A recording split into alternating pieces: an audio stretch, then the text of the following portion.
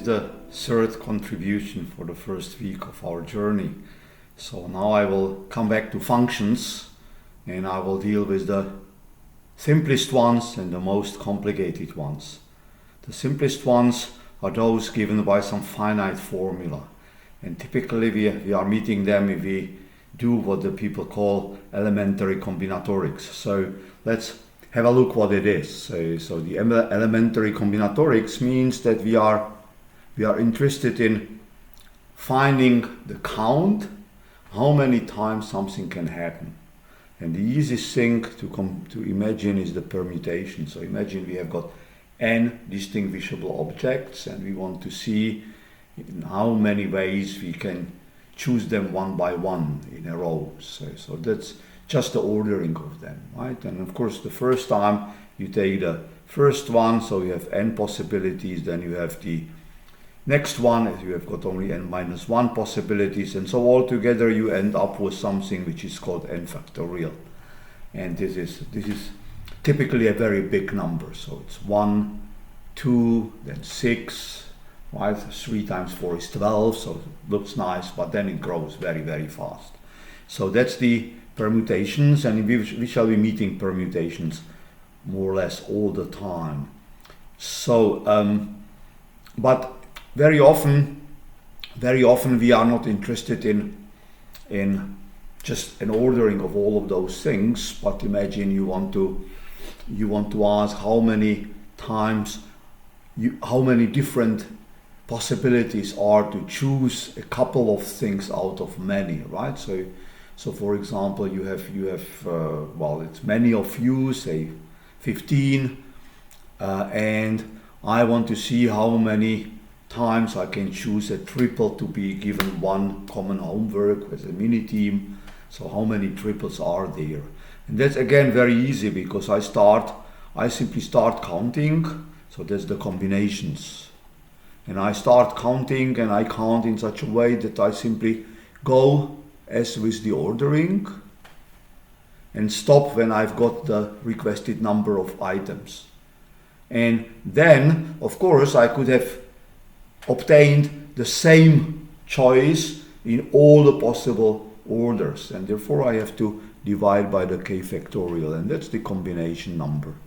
So you see, that's the c and k which we shall be using, and it's also called binomial coefficient, because you see, if we want to expand over any scalars, here you see the power of our mathematical approach. So we don't care which scalars we use. It's just important that we've got the addition and multiplication, and so we can add 2 of these gadgets, A and B, and I take this sum n times, and then I multiply through, and I've got the distribution law, so distributivity, right? So this is the result, because of course if I want to see k times the choice of A, and n minus k times is what's left, so it's B, then of course altogether I've got to choose k of the brackets in the sequence, in the multiplication, and so there is this combination number n over k. So there are some properties that's not so striking, but then we can also choose the things with repetitions, right? So you have got simply only k times k possible items. So say you have different types of fruits, apples, pears, peaches, etc.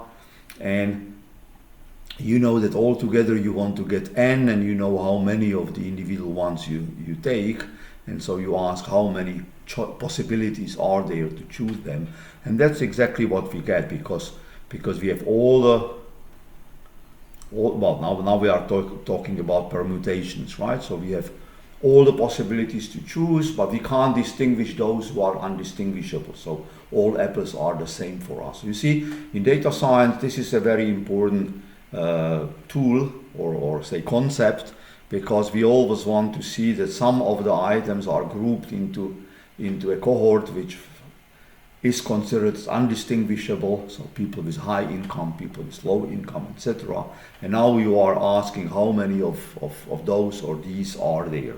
So these are the possibilities, and the most interesting thing is the combinations with repetition. So imagine you would be sent to the local grocery and you are asked to get sandwiches, right? And then we are asking how many ways you can bring a choice of n sandwiches of all 15 of us, say if there are 3 possible types, right? And the individual types are considered indistinguishable again.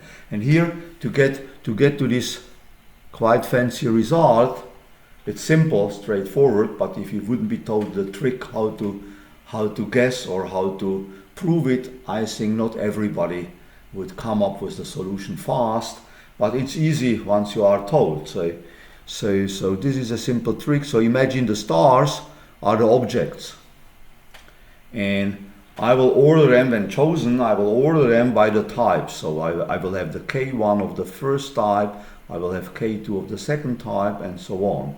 And then I will imagine that in the middle, between the types, I put some artificial objects, say, to make it to drawers, right? So this will be the walls. And so all together, if I don't care who is an item and who is a wall, then I have got all together how many? N, that's the number of drawers, and no, I mean, I have got there this K plus 1 plus K plus N, which is the K, all together of the stars, and then there are N minus 1 of the walls. And the idea is that simply the task is to choose the slots where I put the walls instead of the stars. And this is exactly to choose N minus 1 positions, N minus 1 positions out of altogether K positions. Out altogether N plus K minus 1 positions. So you see you have got the N plus K minus 1 positions, and it should be over N minus 1, but there is this symmetry. Well, if we come back, so you see by the formula here that it doesn't matter whether I put N minus K down or K, because it will be just symmetric. So the Cnk is the same as Cn n minus K, right? And that's where we landed. Right, so that's about what I wanted to say about the elementary combinatorics. And in a while I will continue with the probability.